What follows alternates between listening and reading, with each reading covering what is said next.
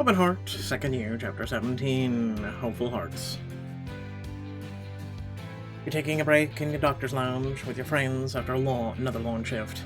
It looks like they finally stocked this place with some half-decent coffee. Yeah, just in time for the hospital to close. You don't know that, Jackie. The door lounge opens, and Kira steps inside. She looks across the group with a mischievous smile. Finally, someone who looks like they have good news to deliver. Come on, Kira. Don't leave us hanging. If you're that eager, check your emails. You and your friends open your phones and tap into your inboxes where you spot an intriguing subject line. You were formally invited to Edenbrook's Hopeful Hearts Gala? So we're saving the hospital with a party? No. We're shoring up our budget by hosting Fancy Pants Fundraiser. Kira, I think you're a genius. Genius is probably a bit much, but who am I to disagree with one of your diagnoses? So, how exactly is this thing gonna work? Well, I had to call in just about every favor anyone owes me, plus a few more I made up. But somehow it all came together. We're gonna hold it right here in the atrium, and I'm already getting yeses from some of the biggest names in town. This place has done so much for the community over the years. I thought they might find it in their hearts to help us when we need it. The kindness of strangers. Exactly. You gave me the ID outside of Marissa's room. I've been planning ever since. It's okay, Kara. You can just admit this is a ploy to see me in a suit. Do you really think this can raise enough money? Who knows? It's at least worth a shot. Absolutely. We have to stay positive.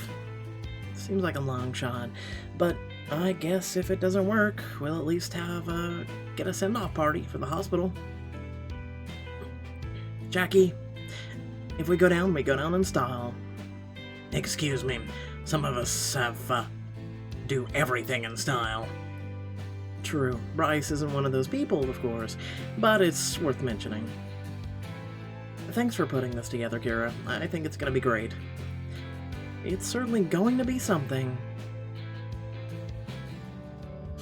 Later that day, Zaid flagged you down from across the hall. Casey, there you are. You're needed in 341. But I don't have a patient in that room. Your intern does, and she's too busy getting grilled by the lawyer who wants to tear down this hospital to treat her patients. Or to argue whether Invincible is worse than Queen in the Desert, where Herzog movies go wrong. They go fantastically wrong. Don't worry, I'll take care of it. The patient, at least. Zaid nods and walks away as you quickly make your way to Esme's patient. That should make you more comfortable, Miss Diop. If you need anything else, just hit your call button, okay? You're just heading out when Esme rushes into the room. Miss Diop, oh, Dr. Valentine. I just got her, hydromorphone refilled. The nurses will be monitoring her. Everything's fine. Right, let's leave Miss Diop to rest. You step in the hall with an exasperated Esme. I'm so sorry. Time got away from me, and I couldn't exactly leave in the middle. I didn't mean... It's okay. Her PCA pump was empty, so she was experiencing some pain, but it's been refilled. Nothing to stress over. It could have been something worse, and I wouldn't have been there for her. This inquiry has just been... She shakes her head, sighing heavily. It won't happen again, I promise. You can rely on me. Oh? And what if you're called in for more questioning? She scrapes her fingers through her hair. There are dark circles under her eyes, and she slumps a bit, almost as though her problems are physically weighing on her. I'll figure something out. I'm sorry you have to cover for me. It's just a lot. I get that, but your patients still need you. You need to... Let me help. That's what I'm here for, remember? Just tell me what you need. Why bother? Looks like you're going to bail me out regardless. Yeah, but it probably would have been better if Dr. Morani hadn't had to flag me down first. They sent Zaid after you? It's fine, he wasn't angry, but here on out, you've got my pager number. If you need something, use it. Right. I should have thought of that. Esme takes a deep breath and exhales slowly. Hey, has the administration talked to you about me yet? No, not officially. When they do, you should know you don't have to protect me. I can live with my mistakes. As Esme ducks back into the patient's room, June approaches from down the hall. Casey, I'm glad I bumped into you. Hey, June, excited for the gala? I won't be able to make it, actually. You're not gonna go to the gala? I thought everyone in Edenbrook would be there. I'm not sure it's appropriate, seeing as how I'll no longer be at Edenbrook in a few days. What? Where are you going? Solomon Kenmore Hospital has extended an offer, and I've accepted. Bye, don't let the door hit you on the way out. You're quitting Edenbrook? You should reconsider. It's too late for that. I've already submitted the paperwork. That's actually what I wanted to talk to you about. I think you should join me. I know we've had some disagreements in the past, but we make a great team. I know for a fact they'd be thrilled to have you. At Kenmore, June, it's nice of you to offer, but I can't do that, especially not now. Why not? You're smart. You must know that loyalty isn't going to pull Edenbrook through this. This is why I said don't let the door hit you on the way out.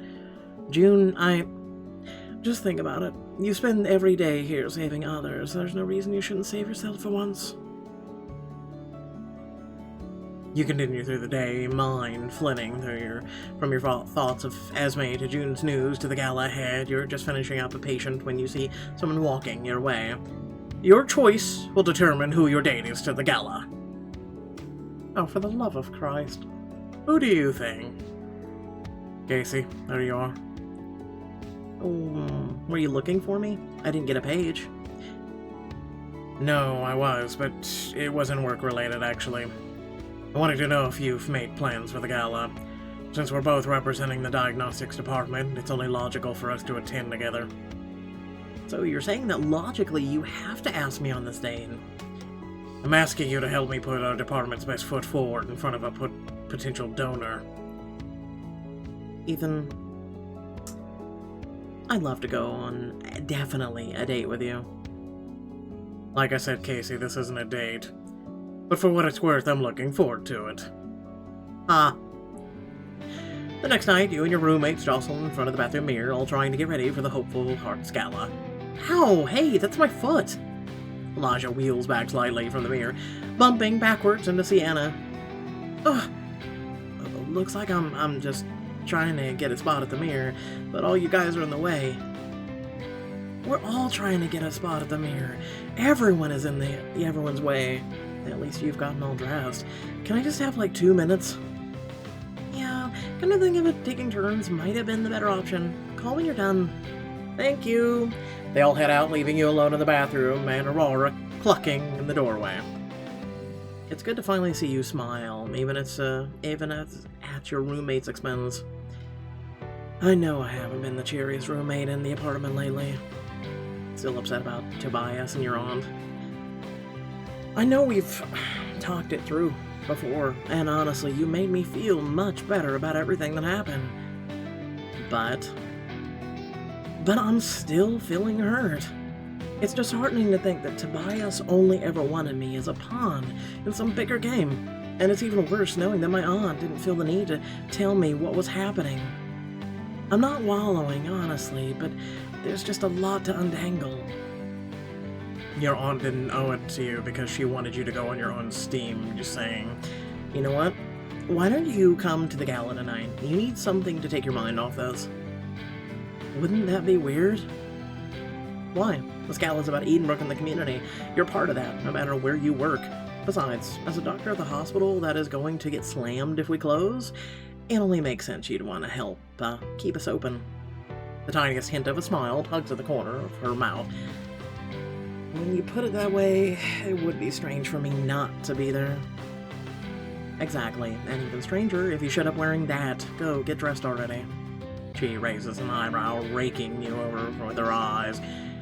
Right, speaking of. As Aurora leaves to get ready, you hurry back into your bedroom as you enter Locum, who has been sleeping at the end of your bed, turns an inquisitive eye on you. Oh, hello, my little fluffy man. I'm gonna need your input on this one. It's true, you are a sartorial genius. Alright, what am I going to wear to this thing? Edenbrook needs to make a good impression tonight, and so do I for my date with Ethan. Open your closet and rifle through your options, looking for the perfect item. I've been saving this one for a special occasion, but what could possibly be more important than the night? Slide the gown from its hanger, lift the plastic sleeve, and holding it against your body while you envision yourself at the gala. We're gonna pay diamonds for something that we already own. Why am I not surprised?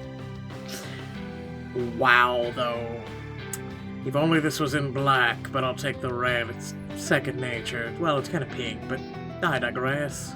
The other alternative is basic black, which... Nothing is basic about black. How dare you? Well, at least no one can say I didn't dress for success. What do you think, Locum? Is this the right pick? You flatter. In case anyone wonders, yes, I do those with my tongue. Once you're ready, you step back in the living room where your friends are gathered. Holy smokes, you're going to the gala like that? Do you think it's okay? Only if you don't mind putting the rest of us to shame. She's right, Casey, you are looking good. Thank you, Elijah. Would you like to take my arm and let's go? Yeah, damn, Casey. Save some of the spotlight for the rest of us. As you all know, tonight is important, so I think we need to face it with the seriousness it deserves. Elijah ducks behind the counter only to pop back moments later with a bottle of tequila. He shakes it in his hand with a wide grin. I'll get the shot glasses. I'll cut the limes. Do we really have time for this before the cab comes? Just as she asks the question, there's a knock on the door and you open it to reveal... Oh my lord, I look good. I mean, what? Ethan. Casey, you're looking... ready to represent the diagnostics department? I was going to say beautiful. Dr. Ramsey, you're very, well-dressed tonight. You're here to meet Casey?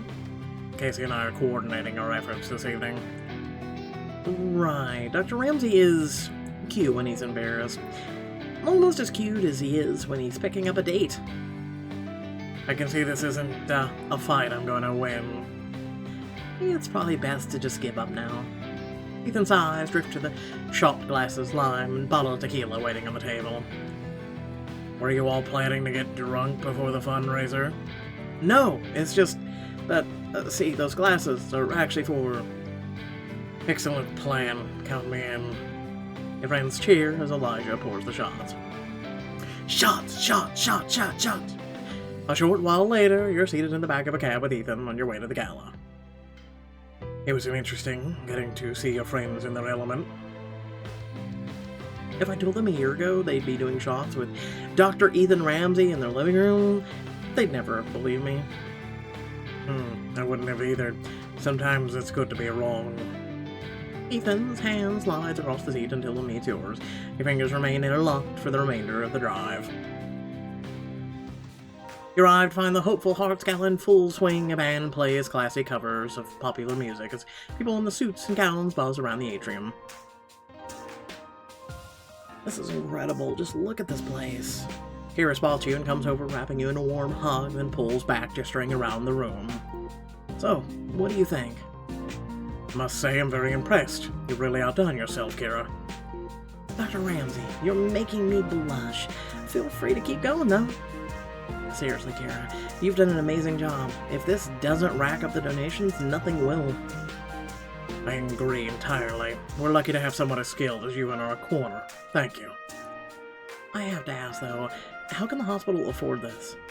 That's a little something I like to call, earmarked funds. We've had donors throughout the years. Most of them give their money through, without strings attached. Some of them prefer to require that it be used to throw more, aren't donors great parties. So we had to throw a party. Pretty much. I'd call that a win-win. Kira smiles warmly, eyes going a little distant as she gazes around the room. I owe Edenbrook my life. I want to make sure it sticks around to help others too. This is the perfect first step towards making that happen. On that note, back to smoozing.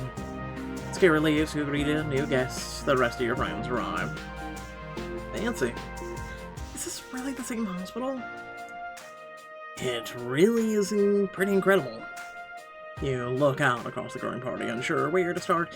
Then you see it. And they caught your eye. I say we check out that open bar. Who can say no to free drinks? Agreed. Performing for the donors will be much easier with a drink in hand. Make your way to the bar and line up against the table to order drinks. Old-fashioned, fruitiest concoction, beer. I'll take an old-fashioned. Make that 2. I had a feeling you'd join me. I'm just glad to see my excellent taste is clearly rubbing off on you. Don't take too much credit. Once you finish, you look around the room, ready for a break. You find your friends at one of the tables at the edge of the room and head over to join them. You can't help but notice Jackie seems distracted by something on her phone. Something wrong? I just got an email from my friend who broke the Panacea story. They published a list of every doctor who accepted their gifts. You hand you her phone, you scroll through state by state or from the hospital by hospital before finally finding Jackie's name. Jackie, this is a very long list, like shockingly long, but even just at Edenbrook, no one is going to scroll through every name. Ah, have you never met me?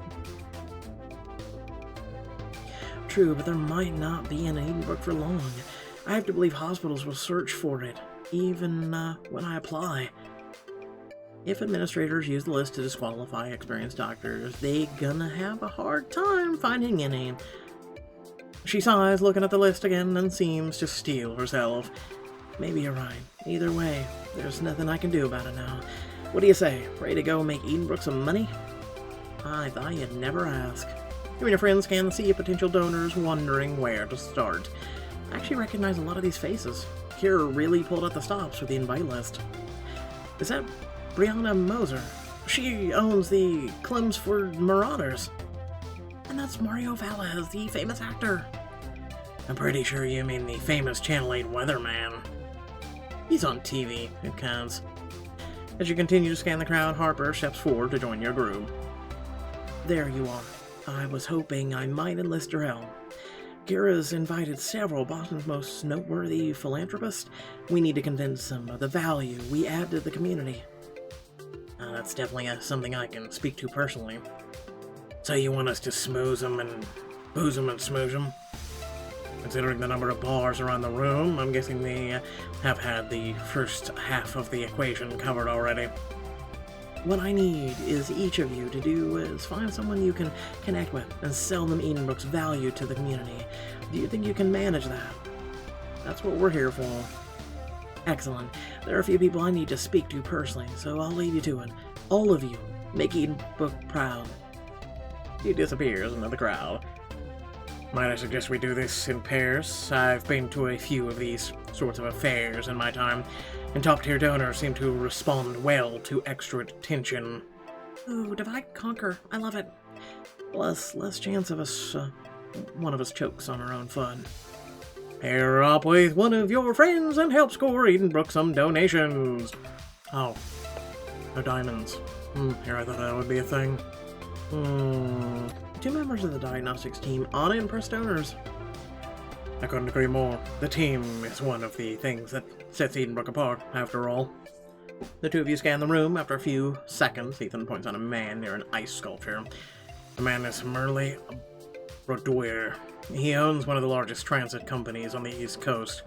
We met at last year's benefit for the opera. He's a bit of an odd duck, I'll be honest, but I suppose people with his resources are used to being indulged. Odd how? You'll see. The 2 of you wait for an opening, then approach Merle. Once he's alone, you notice Ethan does not extend his hand to the man, but instead bows slightly. Mr. Brodeur, I'm not sure if you remember me. We met at last year's opera gala. Of course I remember you, Dr. Ramsey. One rarely encounters another opera-goer with such strong opinions about La Bohemia. what can I say?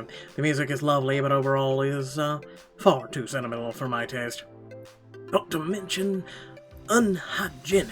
Living in a hovel like that, disgusting. Forgive me, I don't know as much about opera as you two, but isn't that the point of the story? It is. Can you believe it? How can anyone focus on the music with piles of garbage on stage after I saw it? I scratched my head for weeks. Oh, at the production choices? No, I was certain I'd caught lice. Ah, possible hypochondriac germaphobe. Realize you're dealing with a fairly serious germaphobe, but this one could be exactly the opening you need.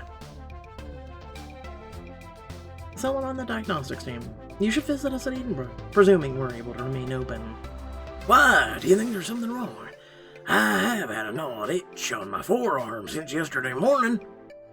Well, as members of the top diagnostic team in the country, Dr. Ramsey and I are your best bet of answering that question. We only take on the most difficult, perplexing cases. Interesting. So you don't take in on many patients, I'll take it? We're very exclusive, but the patients we do take on can count on having their medical mystery solved. Casey couldn't have put it better. Edenbrook is absolutely vital to the community. I hope we can count on your support. Absolutely, honestly, I don't think Boston could stand to lose you. He shudders dramatically. We're so glad to hear it, Mr. Boudoir. We'll leave you to enjoy the rest of the event. You think with a man with that long hair, he would not... Just moving on. After you finish wooing the donor, you decide to need a breather. Glancing around the room, you notice Aurora alone near the entrance. You move over to her, grinning widely. I think I may have missed my calling as a professional fundraiser. Tragic irony. You save Edenbrook, but cost yourself the opportunity to leave medicine and pursue your true calling. Aurora manages a fleeting smile, but it's obvious there's something weighing on her mind. Still thinking about what happened with your aunt? Yeah, I thought I was moving past it, but seeing her is bringing it back up. I just hate that she and Tobias played me for a fool. Tobias didn't know me when he hired me. He had no reason to care how I'd feel. But my aunt, she knew and just let it happen. I don't know if I can ever talk to her again. I'm sure there's more to the story, but Aurora is just so hurt she can't talk this out and hear Harper's side. Maybe if someone else were there to help get the ball rolling, they could work it out. Help Aurora talk to Harper and work through their relationship. Oh, for the love of Christ. I only do this for the purposes of watching Diamond Choices. Just remember, if you do too, make sure to like, share, and subscribe. That's it. We're talking to Harper about this now. It's the only way you're going to be able to move past it. No, we can't do that. Aurora, what do you have to lose? You said you were going to speak to her again anyway, right? So why not get this off your chest and stop speaking to her? Well, I guess it beats sitting here feeling sorry for myself. Aurora strides across the room, dragging you behind her. She barely waits for her aunt to finish the conversation she's in before striding up to her. Aunt Harper, we need to talk, now. Of course. Oh, why don't we go to my office? I'll just let you two. No way. I want you there with me. The three of you make your way out of the gala and upstairs to Harper's private office. Aurora, what's all this about? I heard you and Tobias talking the other day about why Kenmore hired me. But what were you even doing there? This is a hospital. You wander the halls. That doesn't matter. What matters is that you knew Tobias was using me as a pawn. You didn't stop him. It's not that simple, Aurora. Everyone keeps saying that, but it seems pretty simple to me. You used me, and you didn't even bother to tell me you were doing it. Casey heard it too. Back me up here. If you ask me, you owe Aurora an apology. I couldn't agree more. Aurora, I'm sorry. I can't imagine how awful it must have felt to overhear that conversation. But you're not sorry for using me? Aurora, you have to understand, Tobias may have had ulterior motives, but I was as much a pawn in his plan as you were. You can't possibly expect me to believe that. Seeing the genuine remorse in Harper's eyes and the hurt in Aurora's, you realize you need to throw them a lifeline. No, I don't. I'm guessing there's more to the story. Harper sighs heavily. Tobias has wanted me at Kenmore ever since I stepped back from administration, and just refuses to take no for an answer. I promise I had no idea he planned to use you as leverage until you got that offer. So why didn't you tell me? Honestly, I couldn't bear to ruin it for you. When Kenmore made you that offer, you were so happy, so proud, and after that happened between us, I thought you deserved it. Honestly, Gerard deserved to know. This is her career, a decision that big. It's unfair that she went into it without all the information. I see that now, and all I can say is I'm sorry. But believe me, that I just wanted you to be happy, and it seemed like you were, at least until now. I thought about coming clean, but once I saw how excited you were, I just couldn't. And it just got harder and harder to speak up the more time passed. You were thriving at Kenmore, and I couldn't take away that sense of accomplishment. Auror's shoulders slump, and the fight goes out of her. I guess I should have known that it wasn't really about me. Maybe I should just accept that I'll always be in your shadow, just an access point to the real doctor and the family. Harper crosses her arms and looks at Aurora sternly but sympathetically. You are many things, Aurora, but self-pitying has never been one of them. Excuse me? I realize that I made a bad decision, keeping a hard truth from you, and I won't repeat that mistake in the future. But I think my bigger mistake was not explaining a long time ago that in medicine we're all working in someone else's shadow. Ah, this is true. And you know why every doctor lists who they did their residency under on a resume? Because it's meaningful information about what kind of doctor they are. What are you saying? So a few people are more interested in you right now because we're related. Someday I might screw up huge. And if that happened and you kept your job, would that have anything to do with me? Of course not, but that's just it. There's no but. Now that you've worked for Tobias, that's also true of the successes and mistakes. Whether it's fair or not, they'll reflect on you. Or take Dr. Valentine. She is part of Edenbrook's diagnostics team, famous for its solves, but also the risks it takes. She will always carry the shadow of Ethan's decisions through her career. Ethan still worries constantly about how his choices reflect on Naveen.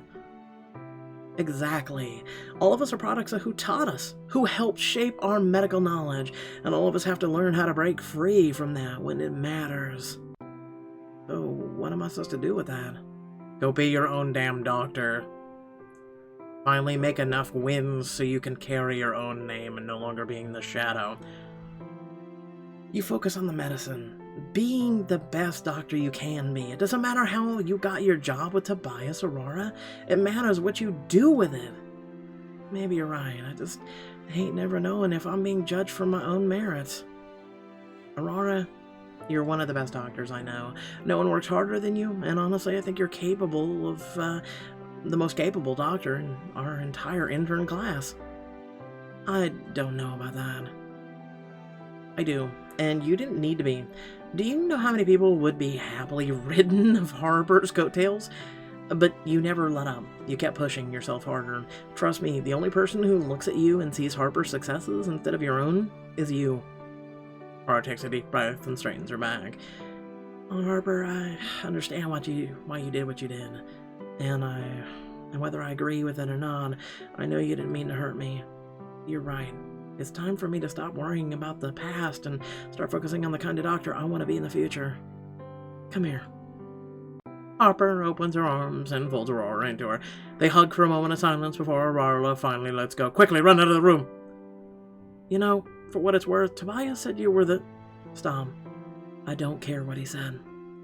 I'm proud of the work I've done at Kenmore. Worrying less about what other people think of me starts now. Good for you. And on that note, I think there are a few more donors that need my attention. Giving you a grateful look, Harper ducks to the office and returns to the party, leaving you and Aurora alone. I'd offer to hug you, but I'm honestly a little hugged out at the moment. You can owe me one. I do. Owe you. Thanks, Casey. Anytime. Aurora returned to the party, where she quickly is drawn into a conversation with some of the city's finest doctors. With one last reassuring smile, you move away, glancing around the room, and you notice Kira tapping furiously at her phone in a corner. You walk up to her. Is that excited tapping or anxious tapping? I was just adding up some of the promised donations. People have been more generous than we could have expected them to be. That's great. It is, but even with so many donors, there's no way we'll make enough. At this rate, Edenbrook will be able to keep the lights on for an extra month at most. I failed, Casey. Kira... I'll be okay, Casey. I just need a minute to myself. Then what in the hell was the point of this fundraiser? If you raised enough to basically exceed your expectations, a month is a month. Your eyes follow Kira as she crosses the room, past where Ethan shakes hands with another donor. As the donor steps away, Ethan deflates, clearly exhausted. He heads for the bar, and so do you. Holding up okay? Ask me once I get this next drink. That bad, huh? He squeezes his eyes shut, pinching the bridge of his nose. I just wonder, how did we come to this, Casey? We should have been solving cases, now rubbing shoulders with smug idiots in bow ties. I know how much you dislike the sort of thing. For whatever it's worth, I'm really proud of you for stepping up anyway. Stepping up, as you put it, is necessary. Bartender slides Ethan his drink. He catches the glass and then swallows what's inside a single swig. Bartender slides Ethan his drink. He catches the glass and then swallows what's inside in a single swig. I always told myself I'd do whatever it took to save lives, whatever extreme measures was required, which is why I'm compromising myself this way. You showed me that whatever it takes includes more moral sacrifices, too. In fact, somehow you've managed to make them without weakening your convictions or becoming jaded or cynical. Ethan, there's nothing unethical about what we're doing. Tonight's donations will keep the lights on tomorrow, while we help people. Asking for money isn't a compromise. You, as a doctor. I know that now. I just wish I'd learned it sooner. He taps the counter for another drink. Sigh. Honestly, it's not even the shilling for money that's bothering me. It's letting Naveen down. What? What are you talking about? When I lose a patient, I stay up half the night, turning possibilities over in my head. Things I could have done differently. And I can't help but wonder, what would be different now? With the hospital, if it hadn't been so damn stubborn. Now that I see what I could have done, how will I tell Naveen that his legacy fell apart? Because of me. I suppose you would say exactly that. You and Ethan turn around, startled to find Naveen standing just behind you. You know it's rude to eavesdrop. True, but I never could resist a juicy conversation. Besides, I think this concerns me fairly closely, don't you? Ethan, you do know that what I built here, that you helped me build, it was never about my legacy or even about Edenbrook. It was about the mission. For the people with nowhere else to go. Precisely. No matter what happens to Edenbrook, that mission will never end. You'll carry it on wherever you go. You really believe that, Naveen? Naveen steps forward and embraces Ethan. My friend, it's the most important belief I hold. And for maintaining that legacy, I couldn't be more proud of you. Naveen walks back into the gala with a smile, leaving you alone with Ethan at the bar. He seems unburdened and somehow reinvigorated. So, what's next for Dr. Ethan Ramsey, now that he's not so damn stubborn anymore? The thing is, I've been meaning to... Oh, to hell with it! Ethan cups your face in his hands and kisses you forcefully with abandon. Your lips melt into his as the kiss begins to attract attention. Oh. Oh my god, I knew it. Oh, for the love of Christ, I confirmed it at the house! As you slowly pull away, a slow song begins to play. Ethan offers you his hand. Shall we? I don't know, Dr. Ramsey. I thought this wasn't even a date. Just shut up and take my hand. Ethan leads you out on the dance floor where he wraps an arm around the small of your back and takes your hand in his, and you begin to dance to the music. I can't believe you just kissed me like that in front of the entire hospital. It just doesn't feel like I need to pretend anymore. That was a very public way to get over your concerns. It felt freeing, didn't it? There are some things crowds are good for. Then again, there are some things crowds aren't good for. True, but that's why they invented private offices. No need to pretend now or worry about who's watching you. Enjoy a passionate night with Ethan away from prying eyes. Are we gonna go mount Chihuahua in his office? Alright. Here we are, alone at last. Any idea what we could get up to with such a rare moment of privacy?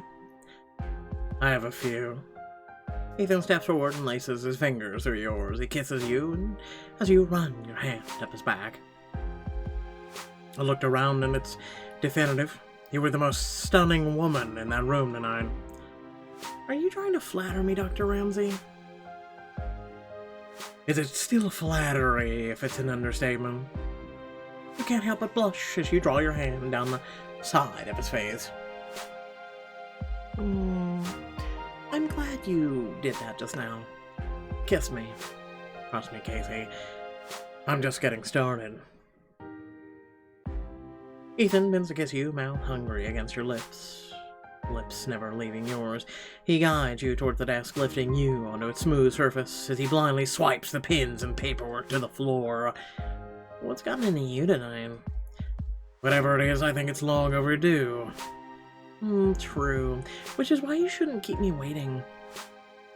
You tug Ethan towards you by the collar, one hand snaking through his hair as you draw him closer.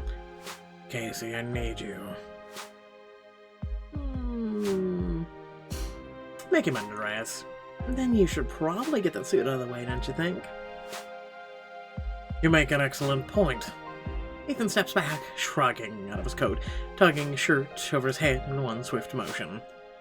Do you need an invitation, Casey? Just enjoying the show. As Ethan lifts his pants off, you quickly undress. Ethan pulls you towards him, hands cupping the nape of your neck as he leans down to kiss you softly. His body presses against yours, and you can feel the heat of him. Skin against skin, he pulls you back, gazing into your eyes. You're so beautiful, it sometimes takes my breath away. Don't tell me. Show me. Grinning, Ethan's fingers draw slowly down towards your waist, igniting your skin in the soft wake. Pushing back onto the desk. You turn, trailing a finger playfully over the skin of Ethan's broad shoulders until he's between you and the desk, and you press against him. He moves backwards, grinning devilishly at you. Are you trying to bend me to your will? I don't know, is it working? In answer, he wraps a hand around the small of your back, pulling you close to kiss you deeply on the mouth. He releases you and moves up onto the desk, sliding backwards along its surface. Always. You climb up after him, bending to kiss along his body as you go. He moans in pleasure as you make your way up his chest, along his neck, and finally back to his mouth. His hands trail over your stomach, moving down between your legs. You gasp as his fingers slip beneath the elastic of your panties to move over. You're in slow, deliberate circles. You bite your lip, moaning lightly at his touch. Someone's eager. I've been dreaming of this moment for months, Casey, the chance to be with you without hiding from anyone. Now that it's here, I can hardly help myself. I wasn't asking you to stop. You guide Ethan's hand to you again, gasping with pleasure at his touch. Show me what you want, what I can do to make you feel good. You are exactly in the right spot. How fortunate. Diagnostic instincts, I suppose. Grinning, you bend over Ethan to press your lips to his. His touch grows more urgent, powerful, but precise. God, just like that. As Ethan's touch starts to send waves of warmth throughout your entire body, you move your hand over him, taking him in hand. He gasps against your lips. How am I doing? It's incredible. Every inch of your body feels electrified. Your breath is becoming ragged as your pleasure builds. I want you so badly, Casey. I want you to make things more interesting. Oh, what were you thinking exactly? Grinning wickedly, you climb off the desk, moving Ethan's discarded pile of clothing and picking up his bow tie. This could come in handy if you were willing to give up a little control. I'm in your hands. You move around behind Ethan, carefully securing the tie around his eyes. Try to focus on the sensations. Gently you guide him down on the table, leaning over him to brush his body with kisses. Oh my god. Interesting enough for you? I didn't realize it was possible to make this feel more intense. You guide him to you, groaning in pleasure as your bodies connect. Your body feels electrified, shot with desire. You start to move together your bodies in perfect synchronicity as your pleasure builds. Your wish is my command. You gasp as Ethan begins to thrust against you more rapidly. You can feel every inch of him. He moves a hand around your hip, over your thigh. He fumbles slightly, and you help guide his hand to you. There. Perfect. He moves his fingers in faster and faster circles, the motions complementing the driving force of his body. You wrap a hand around the edge of the desk as pleasure begins to overtake you. Casey, The energy that was building inside of you bursts throughout your body. It's a single over-yielding wave. You gasp for air, shuddering with the force of your pleasure. As the wave recedes, Ethan wraps his arms around you, holding you close, and the two of you lie there together, savoring the moment. Hopefully you sanitize the desk.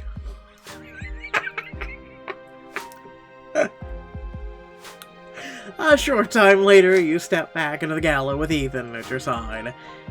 Looks like no one Suddenly you hear Kira's voice just behind you. And where did you two disappear to? Oh. There was some paperwork. On the desk, in the office, upstairs. Nothing about that answer sounded suspicious at all. She chuckles and moves back into the gala as Ethan lightly pulls you against him. I had fun tonight, more than I ever thought possible. Maybe we should do this more often. There's nothing I like more. The next day, you're headed in Edenbrook when you spot June walking in the other direction, carrying a small box of her possessions. Don't let the door hit you on the way out! I'm guessing this is goodbye. You tell me, have you thought about my offer? I have, and I'll be, oh god, I want to say go to hell, but I will be professional. She hasn't done me really any undue BS, so I really appreciate it, but I can't accept. You're brilliant, and I'd be lucky to work with you anywhere, but there are people here who are counting on me. I see. I guess I thought you were smarter than that. Edenbrook is finished. Going down with the ship won't change that. Maybe not, but at least I'll be able to live with my decision. Will you? When you so clearly place no value on looking after yourself. He looks over you with a sigh. Goodbye, Casey. And with that, June steps into her car, closes the door, and drives away. It's too bad it doesn't explode. Later that afternoon, you're awaiting some lab results when a nearby office opens. Inez pokes her head out. Casey, can I talk to you for a second? You look past Inez and see a row of hospital administrators seated behind her. Oh, shit. Are you looking for Esme? Not this time. Actually, they were hoping to speak to you. Oh, for the love of... Anxiety spiking, you step into the conference room. Dr. Valentine, thank you for joining us on such short notice. We've been hoping to speak with you about the situation with Dr. Ortega. Please don't give me a choice, please don't give me a choice, please don't give me a choice. I literally don't want a choice between her doing it and not. Okay, I'd rather have my head up my own ass. I assume you mean Levi Cortez's death. Yes, and his accidental overdose on painkillers. As you're no doubt aware, the gala was not enough to extricate Edenbrook from the rather precarious situation we found ourselves in lately. The Cortezes believe Dr. Ortega helped us on an overdose in a deliberate attempt to end his life. It's a powerful accusation, but of course, if that were happened, the hospital wouldn't be liable. All blame would rest on Dr. Ortega's shoulders for the criminal action. We might be able to get through this intact. So tell us, Dr. Valentine, is that what happened? Are you trying to get me to throw Esme under the bus? I assure you, Anita's enthusiasm aside, my only interest is finding the truth. But before you say anything, I would strongly encourage you to think about what's at stake here. If I say Esme did it on purpose, it could save Edenbrook, but it would end her career. You take a deep breath, ready or not. You have to give them an answer. Choose carefully what you say now will impact your relationship with Esme for the rest of the series. Shit.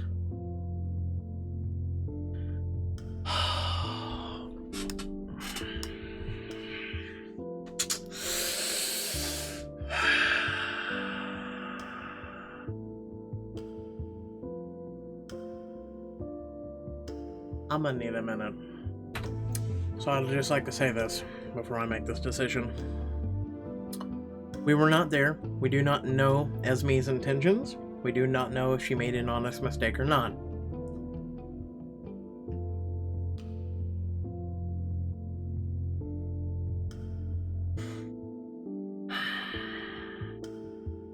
I already know the answer to this, but Esme knows I think she did it on purpose, but I can't be responsible for ending her career. You clear your throat. I think it's her first year. No one wants to believe that these things can happen, but they do and can all the time. Very well, Dr. Valentine. Thank you for your time and candor. You may go. Several hours later, you head to the locker room after your shift, where you find Esme alone. Seems like the lawyer's backing off. Well, off of me, not Edenbrook. I have you to thank for that. They asked me what I thought, and I told them it was an accident. Why? Because my job is to help you. Your career is in my hands. No matter what happened in there, the responsibility ultimately lies with me. I mean, you're not wrong, but I'm kind of surprised to hear you say that. You're never exactly been on my team before. Excuse me. Bullshit. This time it counts for more. Then, thanks, I guess. Esme stands up and looks up to the ceiling. Whatever happens next, at least that part is over. Waiting was always the worst of it. She takes a deep breath in through her nose and nods to herself and walks away. Later that afternoon, you report to the diagnostics office, but find all the lights off. Huh, where is everyone? Just then, Baz rushes past. Come on, we're downstairs today. Downstairs, we have a new case? Yeah, a few, actually. You quickly follow Baz to the free clinic, where you've met with a packed waiting room. Ethan paces across the front of the line. Most likely, contact dermatitis, low priority. Got it. He passes him another chart. He ticks through the symptoms rapidly. Regular heartbeat, strained breathing. Anything else we should know? I saw blood in my urine. This man might have hypertensive crisis. Get into the ER stat. Right this way, sir. Ethan lifts his eyes to you as you make your way to him. Good, you're here. What's going on? If Edenbrook only has a month left, its best minds shouldn't all be working on one patient at a time. We're gonna help as many people as we can before this place closes its doors. And what does this mean for the diagnostics team? I dismantled it this morning. You heard what Naveen said. It was never about the team. It was about the mission. Ethan gestures across the crowded room, taking in all the worried, anxious people. And these people have nowhere else to go. Your last-ditch effort wasn't enough to save Edenbrook. How will you make the time you have left count? Keep playing to find out.